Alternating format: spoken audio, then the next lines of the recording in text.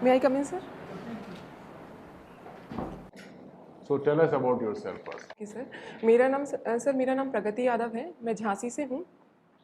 मैंने अपना high school 2007 में, इंटर 2009 में और स्नातक की परीक्षा मैंने 2012 में कंप्लीट की है। स्नातक के दौरान मैंने एक्स्ट्रा करिकुलर एक्टिविटीज़ में एनसीसी को भी ज्वाइन किया था और वर्तमान में मैं रेलवे में, पश्चिम मध्य रेलवे में गुड्स गार्ड के पद पर तैनात हूँ।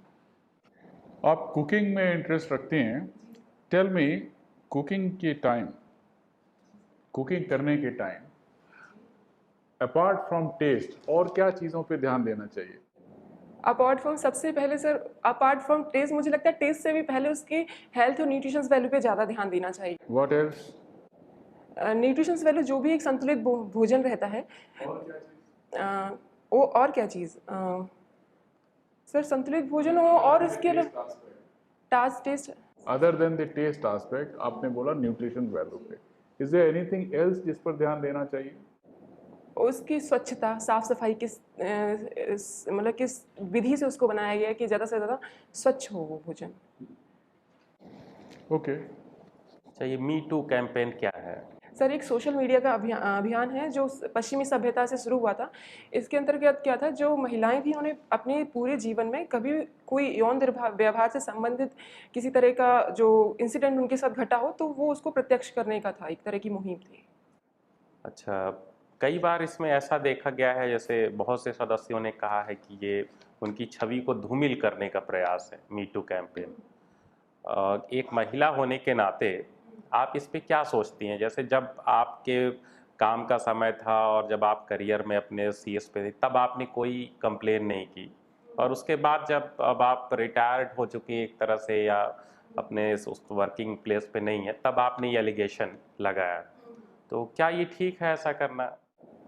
सर, मुझे लगता है ठीक है, कोई भी अगर कोई दुर्व्यवहार कभी भी हुआ है तो अगर कोई दोष है तो उसको, अपराध को जाहिर होना ही चाहिए, चाहे वो किसी भी समय हो सकता है उसमें परिस्थितियाँ किसी अलग तरह की रही हो, उस पर किसी तरह का दबाव हो, वो भयवश या डर बस वो चीज़ ना बता पाई हो, और जब उस कंफर्टेबल हो या जब उसे लगा कि बताना चाहिए तो बताना चाहिए, अपराध को खुलना ही चाहिए।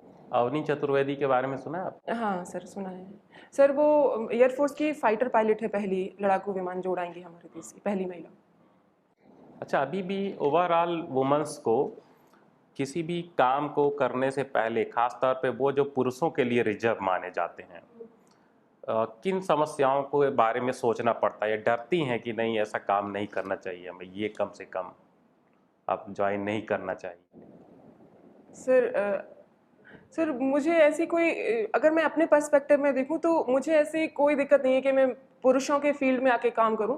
बस मुझे जैसे जो बेसिक जो सेफ्टी है, जो मेरे मानव अधिकार हैं कि मुझे टॉयलेट की प्रॉपर व्यवस्था दी जाए, या फिर मुझे जो सेफ्टी इश्यूज हो सकते हैं अगर वो कंप्लीट करते हैं तो मुझे कोई दिक्कत नहीं है कि मैं पुरुष के क्षेत्र में आके उनके कंधे से कंधा मिलाकर काम करूँ। क्या आप करेंगे सिस्टम में जाने के बाद में कि आप जैसे ही 1000 कैंडिडेट कम से कम आए आपके इस तरह की फील्ड्स को ज्वाइन करें, शासन को, रेलवे को, अदर्स, क्या कोई आपके पास 2-3 ऐसे खास चीज़ें हैं जैसे जाते ही आप इम्प्लीमेंट करेंगे उसको?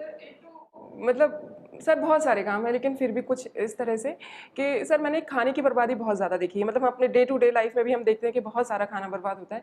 तो एक आइडिया सोचा था मैंने कि जैसे जहाँ भी मुझे अगर सरकारी आवास होगा या फिर जो भी एक ऑफिसर्स कॉलोनी जैसे अगर होती है, तो एक जो एनजीओज होती हैं जो हमारी, तो उनके माध्यम से मैं क्या करूँगी कि जो उनका डेली बेसिस पे जो खाना होगा मैं उसको कलेक्ट करवाऊँगी, और फिर उसको जो जो बहुत ज़्यादा भूखे लोग हैं उनको प्रोवाइड करवाऊँगी, तो इससे वो खाना बर्बाद भी नहीं जाएगा और जो लोग उचित मतलब जिनको ज़रूरत है उनको मिलेगा भी। और उसके अलावा सर, ये मतलब मेरा एक मॉडल है ये करवाने का। और इसके अलावा जो सभी लोग कहते हैं स्वास्थ्य, शिक्षा, महिला सशक्तिकरण, इस तरह के जो मेरे क्षेत्र रहेंगे जिस पर मैं विशेष रूप से ध्यान देना चाहूँगी। आप 2012 में आपने कंप्लीट किया और 2018 में आपने ज्वाइन किया। ये बीच में 6 साल आप क्या कर रही थी? सर, एक्चुअली वो 2018 में ज्वाइनिंग हुई, लेकिन वो जो फॉर्म था वो 2015 का था सर। और बीच में इस दौरान मैं अपनी तैयारी करी थी, मैं लगातार मेंस दे रही हूँ 2015 से 16 में, मतलब 15 और 16 में मेरा मेंस क्लियर नहीं हुआ था, इस टाइम क्लियर हुआ है। और इस दौरान मैं बीच में रेलवे से पहले यहाँ पर एक जीएस हिंदी की कोचिंग थी सर, तो उसमें मैं अपने टाइम पे जो पीटी की क्वेश्चंस होती थी मैं वो बनाकर उनको सेंड करती थी अपने घर से। कंटेंट में थोड़ा सा काम किया है मैंने। ओके, आपकी हाइट कितनी है? Sir 5 feet 4 inch. 5'4" है आपका। East west north south corridor कहाँ पे आपस में मिलता है? जहाँ से भी मिलता है, कितनी लंबाई है इसकी? लंबाई नहीं मालूम। नहीं पता आप